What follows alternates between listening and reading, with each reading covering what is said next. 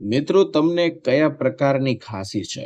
સૂકી ખાંસી છે કે કફવાળી ખાંસી છે? જો સૂકી ખાંસી હોય તો તમારે એક ઉપાય કરવાનો છે. ગરમ પાણી થોડું થોડું પીવાનું અને મધ જે છે 1-2 ચમચી લઈ શકાય. 1 વર્ષથી નાના બાળકો માટે નથી.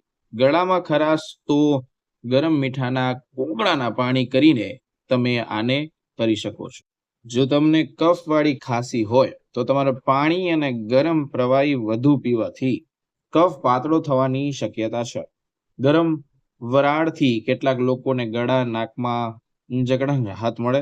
બળતરાથી બચવા માટે ખાસ કાળજી રાખો. કફને દબાવવાને બદલે શરીરને કફને બહાર કાઢવા માટેનો સમય આપવાનો છે.